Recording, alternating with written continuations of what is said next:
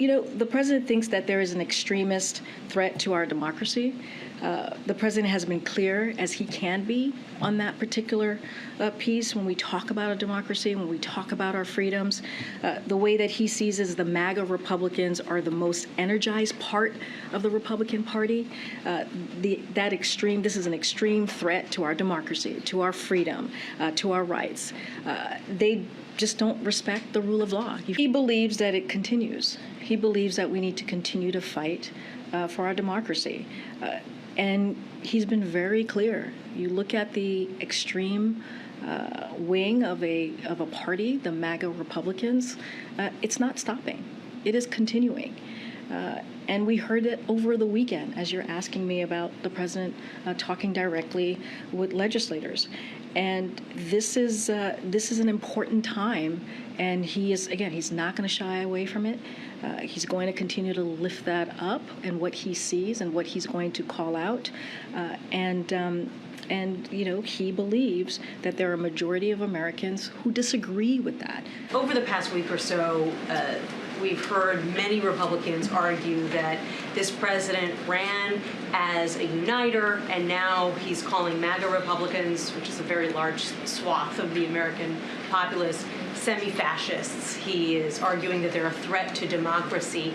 Does the White House believe that this is a fair criticism by Republicans, that this is not unifying language?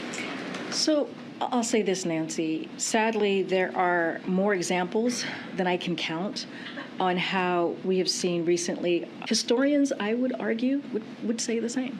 When it comes to voters, how does the president differentiate between the ultra-MAGA folks who he sees as an extremist threat to democracy and the average GOP voter? So, can't talk about voters from here. As you know, no. Average individual. Oh, no, I get you. I just need to say that, right? Just to be clear. The president has been really clear about the leadership, right? The MAGA Republicans in leadership. They're the ones who have the platform. They're the ones who, again, the extremist part of the Republican Party. They're the ones who, folks listen to in their own party. So for folks sitting at home, when the president is talking about preserving the soul of the nation and his threats to democracy, he's not referring to those individuals. He's talking about Republican leadership.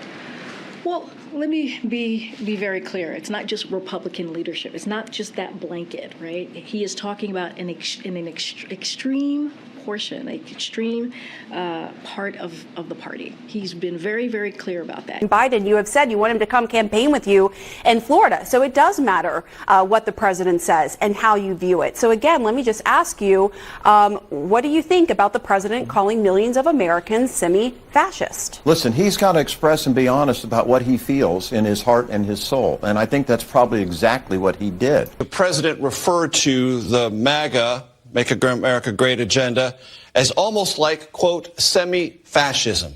You heard the president's inaugural address the same way I did. In that inaugural address, President Biden said we should not view each other as adversaries in this country, but as neighbors, and we should treat each other with dignity and respect. How does semi-fascism, as a label for the Republican Party, fit with that inaugural address?